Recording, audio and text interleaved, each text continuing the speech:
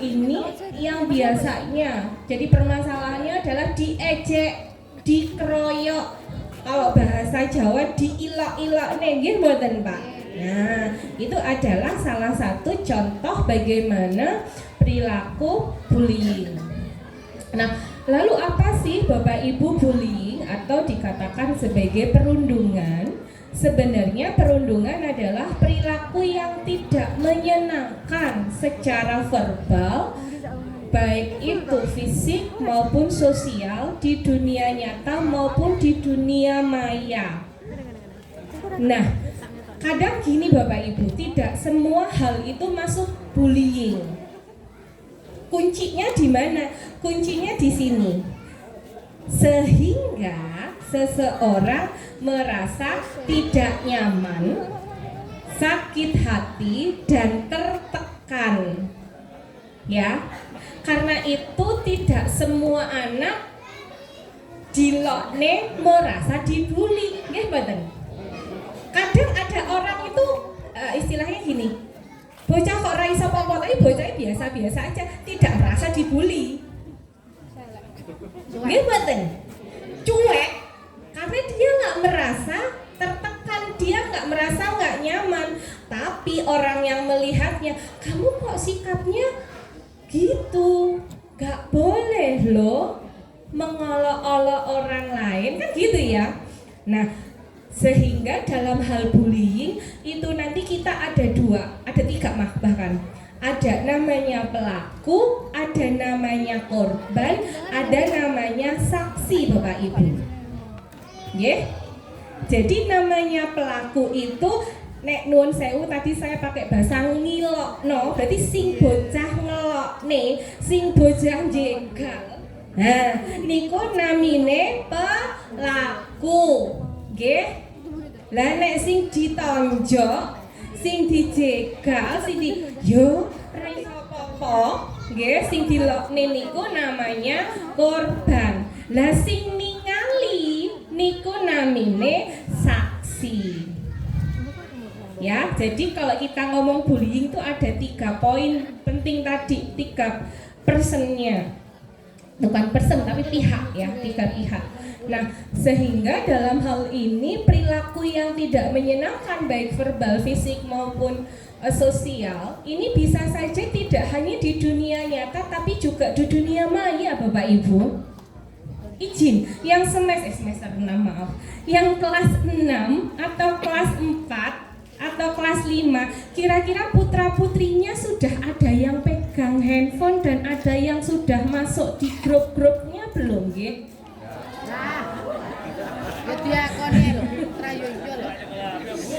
Kalau saya, kebetulan anak saya itu kelas 3 gitu ya, dan anak saya kan belum pegang HP, jadi kadang nomor saya itu dimasukkan di grup-grupnya. Jadi kadang karena akhirnya saya tahu tiba-tiba ada grup baru, ya terus keluar lah. Di grup itu tiba-tiba ya ada gitu. Ngomongnya kadang ada yang kadang ngomong kasar. Nah, artinya ternyata bullying itu nggak nonjok langsung, boten ngilokne langsung, tapi juga bisa lewat dunia maya. Nah, itulah yang dinamakan cyberbullying Bapak Ibu. Nggih?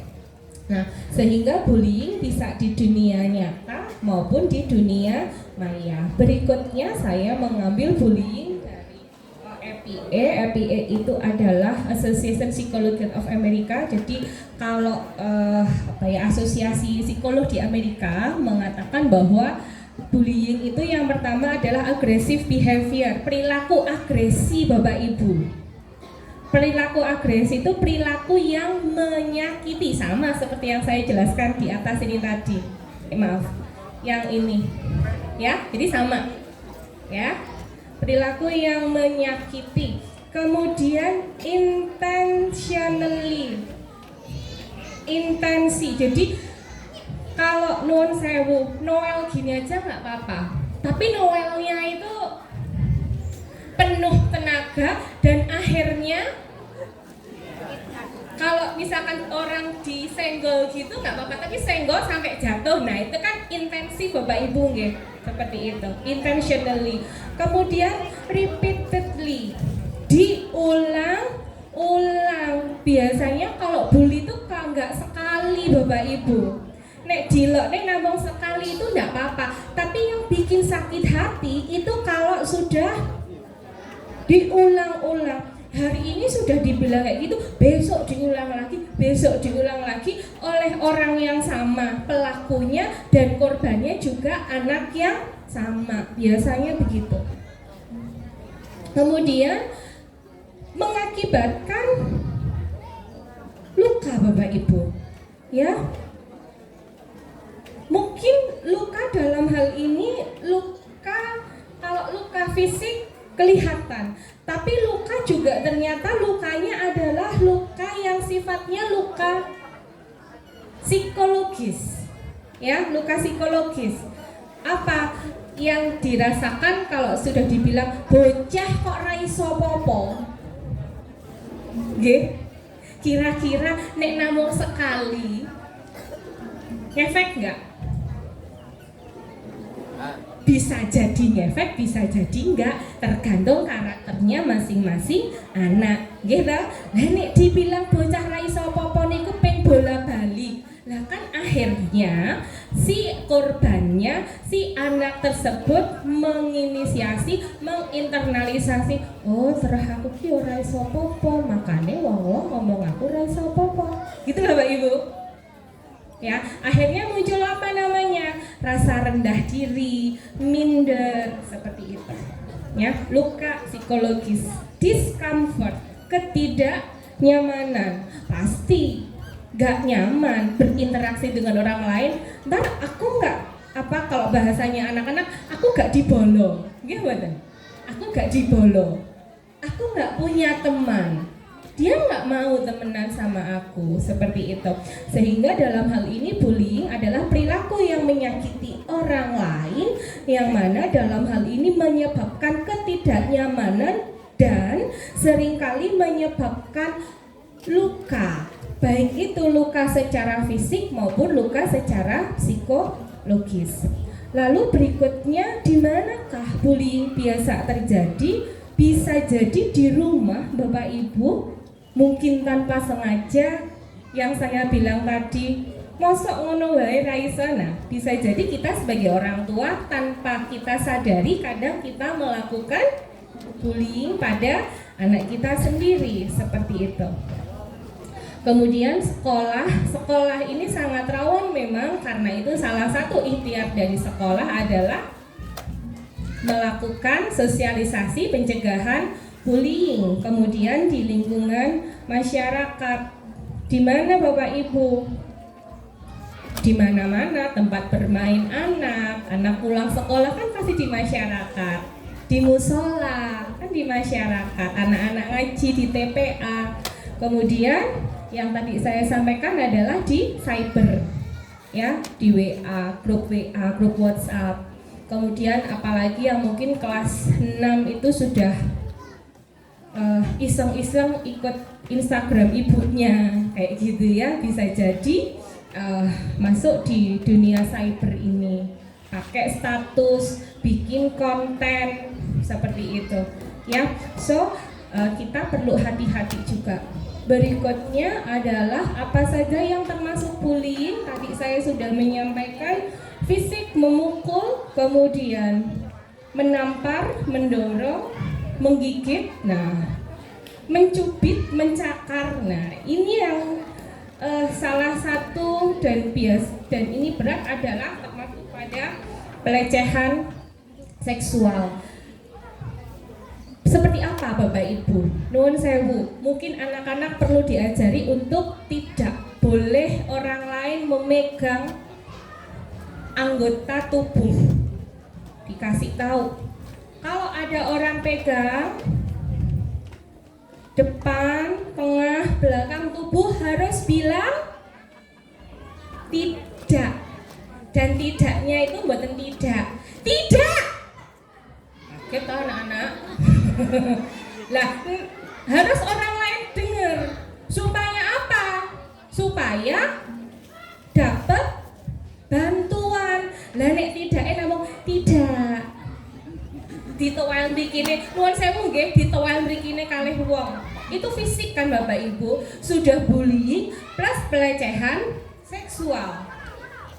Diming-iming permen.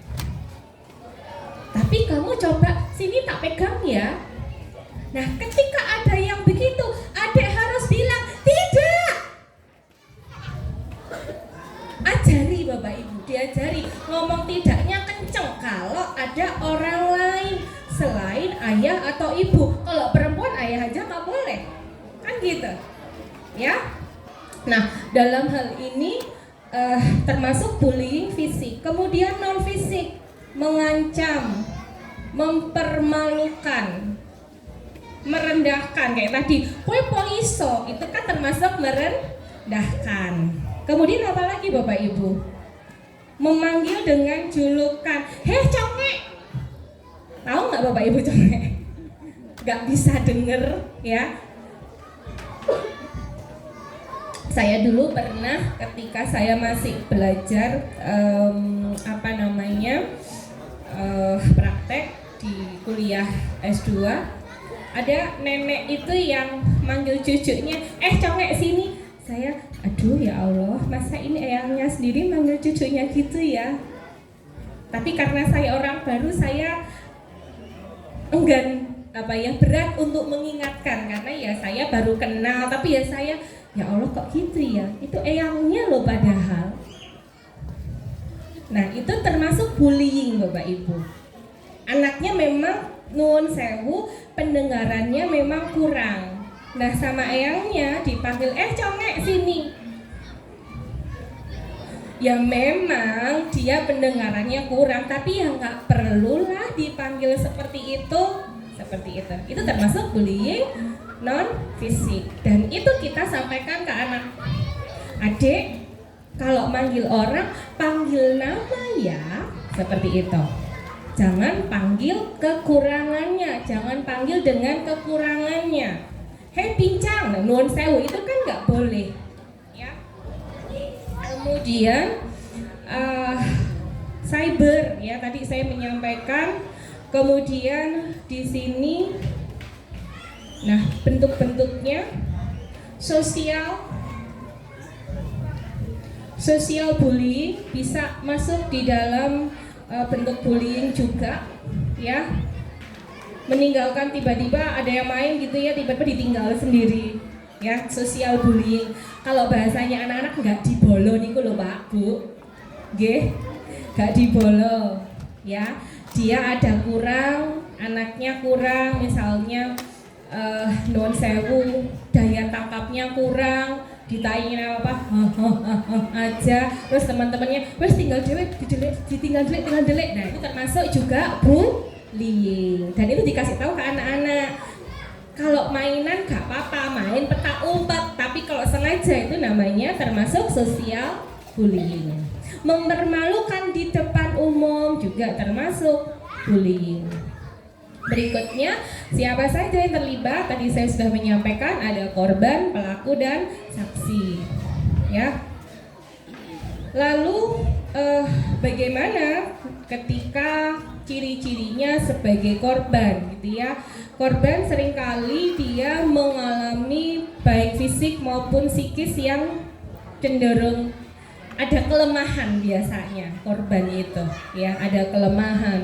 Kemudian bisa juga kelebihan tapi itu menonjol banget, entah itu cantik banget atau itu gemuk banget. Tapi biasa artinya gini, ada hal-hal yang memang menonjol sehingga bisa jadi bahan kayak gitu, jadi bahan olo-oloannya.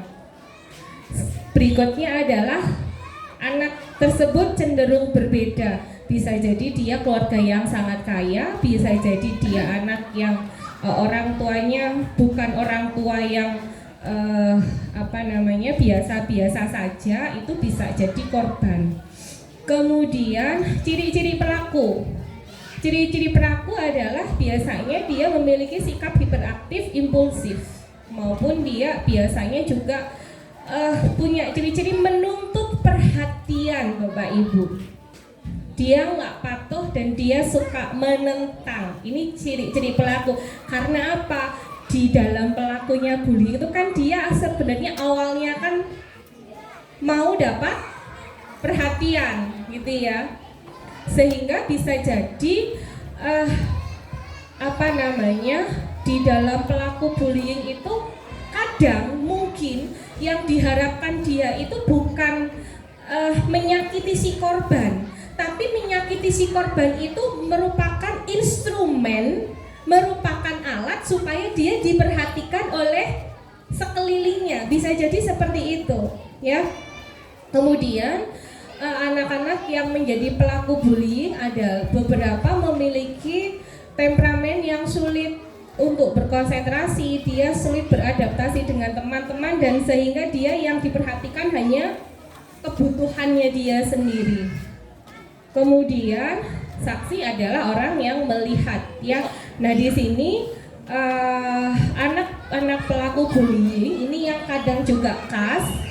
Biasanya pelaku bullying cenderung kuat dalam hal ini, kuat secara fisik maupun kuat secara psikologisnya, punya power maksudnya ya, punya power, merasa punya power.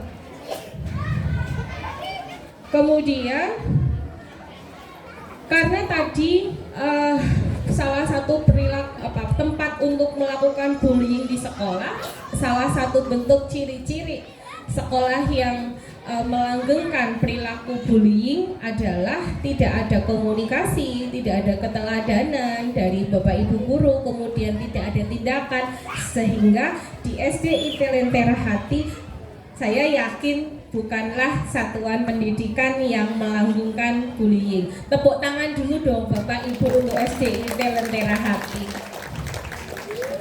Berikutnya dampaknya apa bagi korban Bapak Ibu? Yang pertama, sakit secara fisik. Bapak Ibu mungkin pernah mendengar kasusnya bullying yang cukup memakan perhatian kita di media massa beberapa bulan yang lalu. Ingat tidak? Di Jawa Barat ada, ya, hanya sekali di Bapak Ibu ya. Sakit secara fisik maupun psikologis.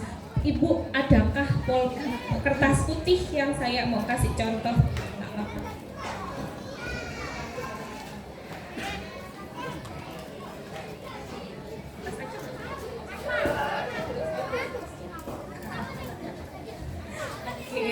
Baik Bapak Ibu, ini kan kalau dilihat kertas, abaikan coretan di sebelah sini Bapak Ibu ya. Ini anggaplah kertas. Boleh dicontohin nggak tadi? Perilaku verbalnya gimana? Kamu gak iso popo, ya, apalagi? Congek, apalagi? Hei si miskin, apalagi Bapak Ibu? Cemen, apalagi Bapak Ibu? Jelek, apalagi Bapak Ibu? Gimana Bu? Gembrot. Apalagi Bapak Ibu? Krempeng. Lengkap. Nama mana Mbak, Bu? Akeh mentok kemudian. Apa lagi? Gak pinter. Apa lagi Bapak Ibu? Malu-maluin aja. Ya. Nah, sekarang ini kertasnya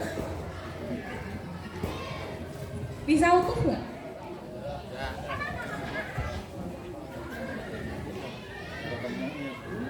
Nggak bisa utuh Bapak Ibu. Ya. Dampaknya secara fisik mungkin kalau diobati hilang Bapak Ibu. Tapi dampak psikologisnya ini nggak bisa hilang, ini nggak bisa pulih kertasnya, ya. Sehingga salah satu bentuknya kalau sudah kayak gini, biasanya self esteemnya turun. Kenapa self esteem? Rasa percaya diri. Sehingga biasanya anak-anak cenderung malu, cenderung merasa rendah diri, ragu-ragu, nggak mau mencoba. Nanti gek, nah gitu ya, gek, kok nggak mau aku, nanti aku dibilang gini, ya nggak mau lagi nyoba aku, gitu nggak sih? Kalau habis diolok-olok, ya. Kemudian biasanya yang ekstrim nggak mau sekolah. Beberapa kali saya dapat klien, kemudian anak saya nggak mau sekolah. Kalau nggak mau sekolah, biasanya kita cari tahu dulu nih di lingkungannya, ya, tanya sama gurunya. Tapi di sekolah ada apa, kan gitu. Meskipun tidak semua anak nggak mau sekolah itu bukan karena korban bullying, Bapak Ibu. Kalau itu panjang, gitu ya. Kemudian mengasingkan diri, artinya tidak mau ikut serta dengan teman-temannya yang lain.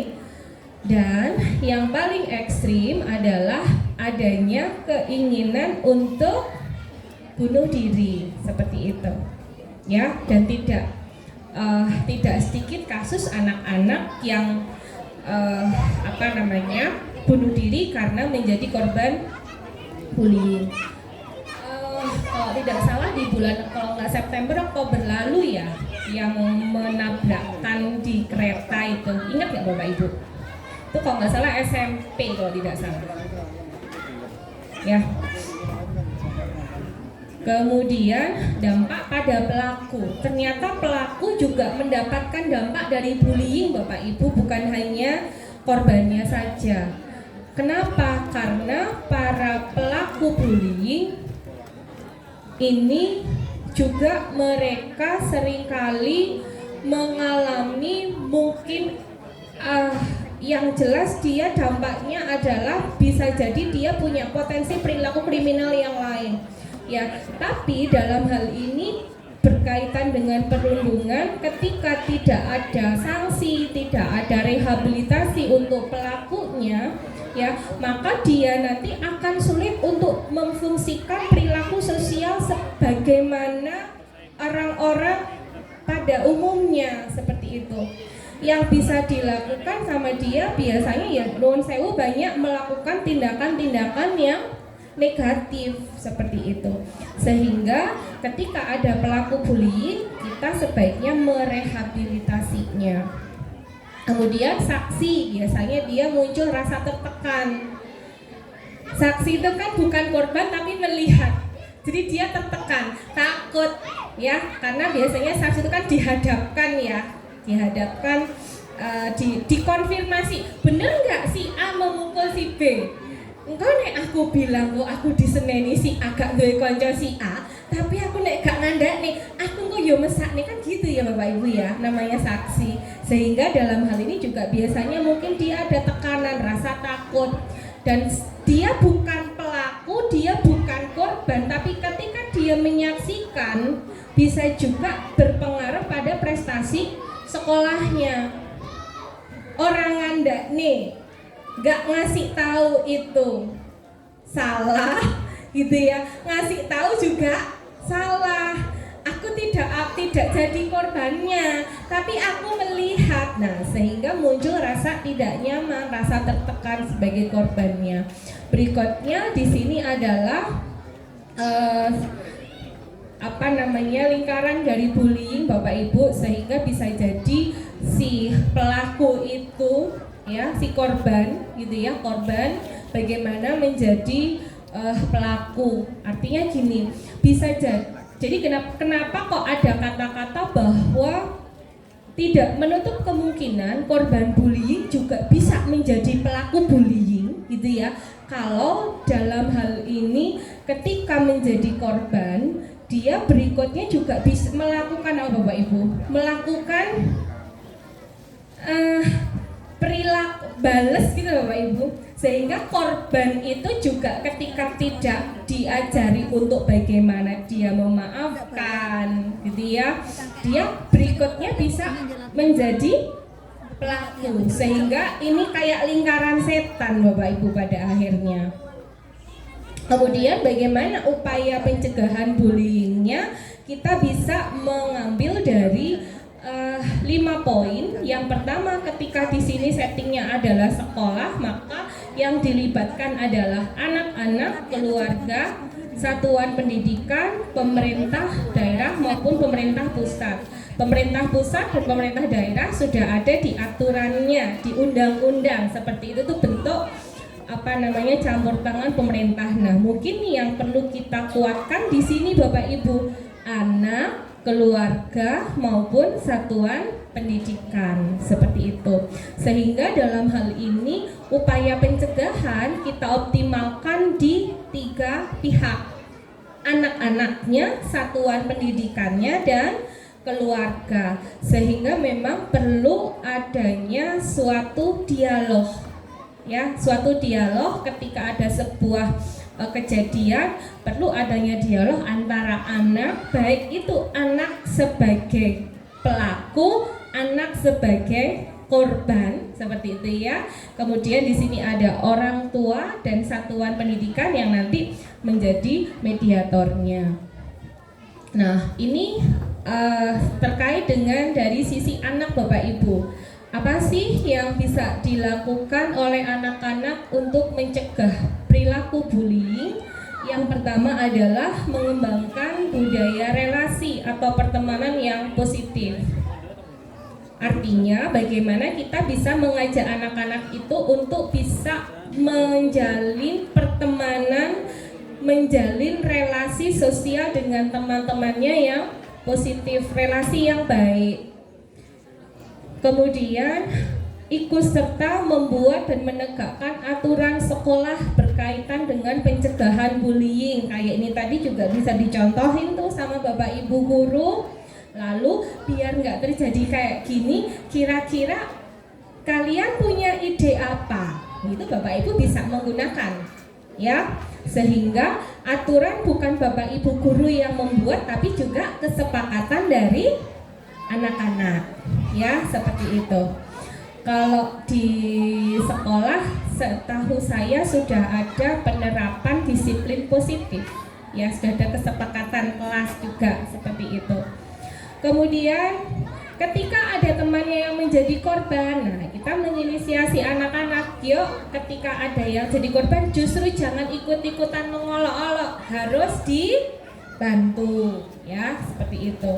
Kemudian anak-anak diajari untuk saling mendukung satu sama lain. Kemudian anak-anak diajari untuk memahami, menerima perbedaan. Baik perbedaan itu sifatnya perbedaan fisik maupun perbedaan psikologis. Artinya perbedaan psikologis itu misalnya adalah yang lain sudah bisa baca, si A belum bisa baca. Itu contohnya perbedaan psikologis. Kalau belum bisa baca, ya yuk kita ajak belajar bareng-bareng ya. Misalnya seperti itu Bapak Ibu. Kemudian merangkul teman yang menjadi korban bullying. Kemudian pencegahan yang dilakukan oleh keluarga Bapak Ibu. Bagaimana? Upayanya apa aja? Yang pertama adalah membangun komunikasi antara anak dengan orang tua. Kalau tadi Bapak Ibu putranya pulang, aku dibully, yang dilakukan Bapak Ibu apa? Kalau saya boleh tahu, apa Bapak Ibu? Marah. Apalagi Bapak Ibu? Dibully tentang apa? Dibully tentang apa? Komunikasi. Oke, ada lagi? Ada lagi Bapak Ibu? Komunikasi. Keran komunikasi itu penting dijaga antara orang tua dengan anak. Ya. Hari ini kamu sekolahnya gimana? Seneng nggak? Masih bagus itu putranya Bapak Ibu pulang sekolah bilang aku dibully. Banyak anak-anak yang dia pulang itu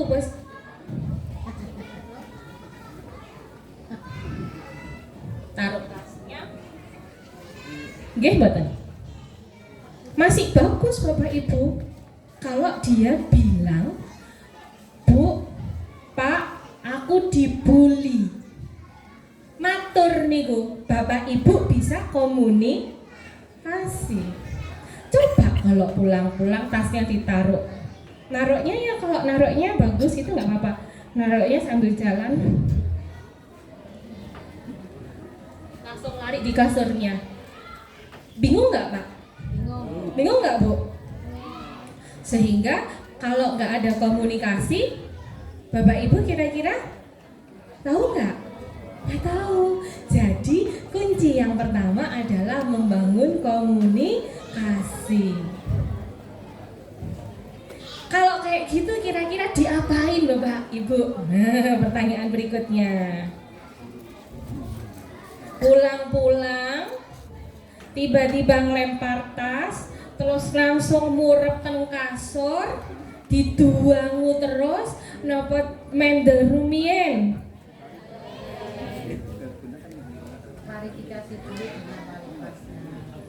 Klarifikasi dulu dengan kelasnya. Bu itu jauh Bu, dengan anaknya dulu Bu. Oh langsung. Langsung klarifikasi dengan kelasnya. Oke, apalagi Bapak Ibu? Gimana kira-kira? Putranya tiba-tiba berangkat tuh seneng. Lah kok pulang-pulang tasnya diuncalne langsung murep nang kasur. Bingung boten kinten-kinten.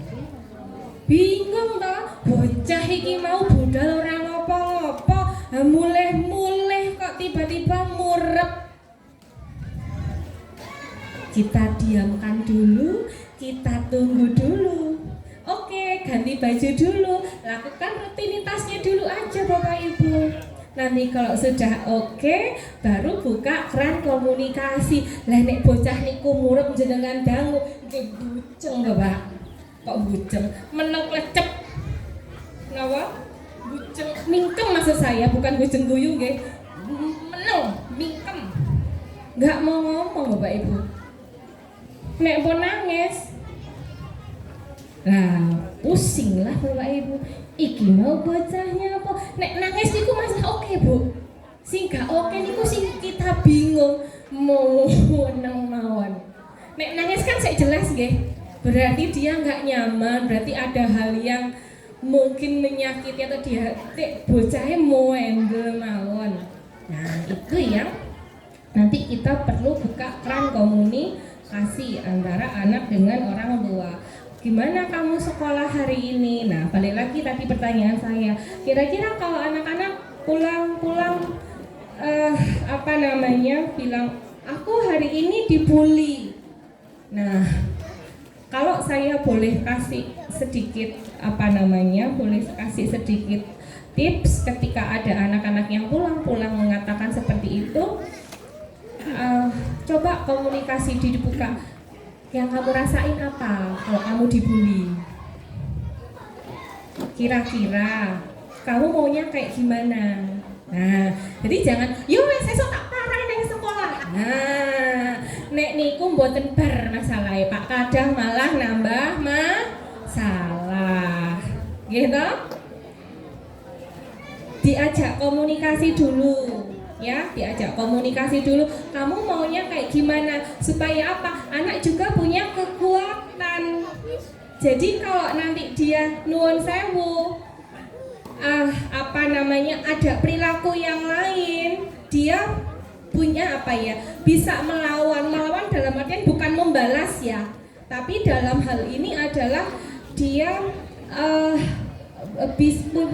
punya namanya resilience ya, resiliensinya, punya tangguh gitu loh, nggak habis dibilang nggak oke langsung lumpuh, nah kayak gitu, nggak langsung rendah diri tadi.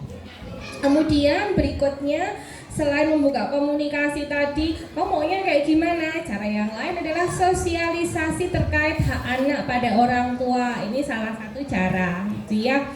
Kemudian menyelaraskan pendisiplinan tanpa merendahkan martabat baik anak di rumah maupun di sekolah. Anak-anak juga punya hak seperti itu, sehingga ketika menerapkan perilaku disiplin, anak dan orang tua juga sama. Jangan, loh bunda juga nonton HP, kok aku nggak boleh? Nah kayak gitu ya. Jadi sebelum kita menerapkan aturan kita sepakati dulu kayak gitu ya, dan anak dan orang tua memiliki hak yang sama. Kemudian memberikan pengertian kepada anak berkaitan dengan perundungan itu apa, kayak tadi perilaku menyakiti, kemudian dampaknya seperti apa ya. Kemudian ini tadi menyiapkan menghadapi perundungan kayak saya sampaikan tadi. Berarti kalau kamu digituin, kamu harus apa? Seperti itu. Bapak Ibu nggak perlu maju dulu, biarkan anak-anak mencoba menyelesaikan masalahnya sendiri dulu, seperti itu. Kemudian terus kalau tadi aku dibully, terus yang kamu butuhkan sekarang apa? Aku pengen dipeluk sama bunda, ya udah peluk aja dulu, kayak gitu ya. Kalau tadi ya, aku dibully, kamu harus melakukan apa? Ketika temanmu bilang gitu, kamu harusnya gimana? Terus apa yang kamu butuhkan sekarang? Nah itu contohnya bentuk komunikasi. Maaf tadi saya lupa belum menyampaikan. Berikutnya adalah kalau ini sampai ada berulang-ulang, maka perlu melaporkan, gitu ya. Artinya di sekolah juga anak-anak diajari untuk kalau ada yang menyakiti lapor ke bu guru langsung ya, seperti itu. Kemudian upaya di sekolah adalah bagaimana membuat layanan ya, membuat layanan sehingga ketika ada perilaku kekerasan, perilaku bullying, maka ada tempat untuk memberikan pelayanan bagi mungkin baik itu korbannya maupun pelakunya. Pelakunya direhabilitasi, korbannya dibantu untuk mengatasi masalahnya tadi. Kemudian ada komunikasi antara siswa, guru maupun orang tua, ya. Kemudian kebijakan anti bullying yang dibuat bersama, ya Bapak Ibu. Kemudian berikutnya adalah memastikan sarpras di sekolah. Ini yang penting, tidak untuk sarpras di sekolahnya tidak mendorong, tidak mengarahkan untuk perilaku bullyingnya. Kemudian berikutnya adalah Bapak Ibu perlu berkomunikasi dengan masyarakat ya, seperti ini. Contohnya misalnya berkaitan dengan komunikasi masyarakat adalah nanti kalau ketemu murid saya yang bertengkar, nah itu adalah sebuah komunikasi antara sekolah dengan misalkan Pak RT di lingkungan ya. Kemudian berikutnya adalah pendidik dan tenaga kependidikan memberikan teladan ya, karena beberapa yang terjadi kadang nuwun sewu ada beberapa kondisi memang kadang tenaga pendidik maupun kependidikannya yang melakukan bullying. Tapi saya yakin di SD Lentera Hati tidak ada, aman ya. Kemudian upaya pencegahan oleh masyarakat yang pertama adalah bagaimana mengembangkan perilaku peduli sehingga punya kesepakatan bahwa semua hak anak itu dilindungi. Kemudian bekerja sama dengan satuan pendidikan sehingga mengembangkan budaya anti kekerasan. Oke, saya lanjut aja Bapak Ibu. Nah ini kalau di pemerintah pusat sudah ada undang-undangnya ya. Kemudian bagaimana Bapak Ibu ketika ada permasalahan maka ada namanya mekanisme pengaduan ya. Mekanisme pengaduan dalam hal ini kalau di sini langsung ketika kita melibatkan pihak luar Bapak Ibu ya, yang artinya mungkin bullying itu sudah nggak bisa diselesaikan dari sekolah, keluarga dan anak, tapi harus sampai ke tingkat kepolisian seperti itu ya, karena tidak menutup kemungkinan perilaku bullyingnya sudah sampai menyakiti fisik maupun menyakiti psikologis yang anak sampai nggak mau sekolah berhari-hari, menyebabkan depresi seperti itu, sehingga perlu adanya aduan itu. Tapi saya berharap tidak ada di SCIT Lentera Hati. Berikutnya, bagaimana mekanisme penanganan kasus? Tadi saya sudah menyampaikan, dilaporkan, kemudian pengaduannya ini ya, ada jenjangnya ya Bapak Ibu, baik itu di SD, SMP maupun SMA ya.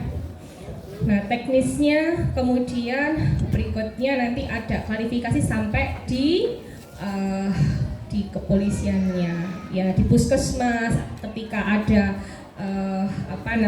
bullying sampai fisik ya, nanti berarti di puskesmas yang istilahnya divisum ya, divisum seperti itu. Visumnya bisa visum secara fisik maupun secara psikologis Bapak Ibu. Kemudian kanal-kanal ketika ada rujukannya yaitu bisa di P2TPA, kemudian di Puspaka ya Bapak Ibu.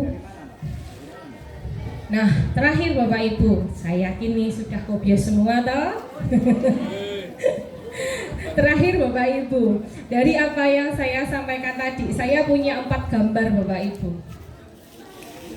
Kira-kira, kalau dari yang saya sampaikan tadi, bullying itu kan sebenarnya perilaku yang menyakiti, yang kadang-kadang anak tuh kadang nggak sengaja Bapak Ibu, ya nggak sih? Meskipun beberapa kadang ada yang memang sengaja. Yang mau saya konfirmasi, ketika Bapak Ibu bersikap sebagai orang tua, gitu ya, Bapak Ibu memilih foto mana, yang mana di sini untuk mendampingi perkembangan Bapak Ibu sehingga tidak menjadi pelaku bullying, atau ketika nanti putra-putri Bapak Ibu menjadi korban bullying, jadi anak yang tangguh, yang tidak mudah jatuh. Nah, Bapak Ibu pilih foto mana? Silahkan pilih salah satu. Monggo di foto enggak apa-apa, gitu ya. Monggo di foto enggak apa-apa. Ya, monggo di foto enggak apa-apa. Terus nanti saya mau coba Bapak Ibu pilih salah satu dan alasannya apa. Monggo di foto. Di foto dulu, terus itu silahkan di screenshot. Boleh pilih nggak Bapak Ibu, kira-kira kalau saya jadi orang tua, tadi kan saya sudah menyampaikan, saya pengen interaktif, ternyata interaktifnya di belakang. Ya, kira-kira Bapak Ibu kalau jadi orang tua pilih yang mana Bapak Ibu? Masih ada waktu Ibu? Kira-kira Bapak Ibu pilih yang mana Bapak Ibu? Pilih yang ini dalam mendampingi putra-putri? Ataukah yang gambar nomor 2? Ataukah yang nomor 3? Ataukah yang nomor 4? Kira-kira pilih mendampingi Bapak putra-putri Bapak Ibu yang mana Bapak Ibu? Tidak ada yang salah, semuanya benar. Karena masing-masing orang punya alasan yang berbeda-beda. Nah, monggo nanti saya akan menyampaikan satu poin dulu terkait dengan bagaimana perilaku tadi Bapak Ibu. Bullying kan perilaku ya Bapak Ibu ya. Nah, saya mau menutup apa yang saya sampaikan ini dengan bagaimana kita sebagai orang tua bisa menjaga, kita bisa membantu mengarahkan, mendampingi perkembangan putra-putri kita adalah dengan menegakkan 4 pilar Bapak Ibu dalam bentuk perilaku. Yang pertama adalah aturan. Kita harus menetapkan namanya aturan, ya. Yang kedua, kita perlu mengenalkan yang namanya konsekuensi Bapak Ibu. Apa konsekuensi? Konsekuensi itu kalau kamu nggak menerapkan aturan berarti ada akibat yang harus diterima. Dan yang ketiga adalah kalau anak bisa melakukan, anak perlu namanya reward. Anak perlu penguatan, tidak harus reward tapi penguatan. Adik hebat loh, sudah bisa, kayak gitu. Dan yang keempat kuncinya Bapak Ibu, konsistensi. Ini yang paling sulit Bapak Ibu. Yang keempat ini, konsistensi. Aturan sudah dibuat, anak sudah dikasih tahu gimana kalau dia tidak bisa mengikuti aturan, sudah dikasih reward juga. Tapi yang kadang yang sulit, Dek jangan main handphone toh. Ternyata ibunya bapaknya juga secara tidak langsung, Lauti lo juga banyak main handphone, gitu nggak sih? Ya, sehingga kadang yang sulit adalah yang keempat Bapak Ibu, konsistensi. Dan konsistensi itu bukan hanya kita sebagai orang tua, tapi juga lingkungan di rumah Bapak Ibu. Kalau di rumah ada eyang kakong, eyang ti, ya berarti yang kong, yang tinya juga diajak sepaham. Dan itu yang makanya saya bilang itu kadang susah kayak gitu. Karena kadang yang namanya Yangti itu sama cucunya minta, ya wis to ngono wae ora apa-apa. Ngaten mboten to? Ya, kadang ibunya bilang enggak, tapi Mbah Putri, Mbah Kakungnya, ya wis to jenenge bocah nyuwun. Lah, kayak gitu. Dan itu yang kadang balik lagi, aturan ditegakkan tapi konsistensinya sulit. Nah, sehingga tadi nggak boleh, si utinya boleh, akhirnya larinya ke yang mengamankan pengennya anak. Sehingga kuncinya adalah di konsistensi. Karena bullying adalah perilaku, mari kita belajar bersama-sama. Saya yakin Bapak Ibu bisa, meskipun cukup sulit. Karena poinnya adalah adanya aturan, kemudian belajar ada konsekuensi, kemudian adanya konsistensi, itu yang harus kita jaga. Nah, Bapak Ibu, sudahkah ketemu alasan kenapa pilih 1, 2, 3 atau 4? Satu aja, silakan Bapak Ibu. Siapa? Perwakilan mungkin? Monggo Bapak atau Ibu, silakan. Monggo, yang sudah. Silahkan Mama, Ayah, Bunda. Bingung loh nih Mbak. Bingung gitu. Banyak bingung. Silahkan Bapak Ibu, kira-kira mau yang mana? Jadi orang tua yang mana? Boleh dibantu mungkin mic-nya. Sudah ketemu? Satu, Bapak Ibu. Ibu langsung, Masya Allah. Pilih yang mana Bu? Bukan pilih Mbak Dian. Oh, bukan pilih. Tapi mohon penjelasannya. Iya. Karena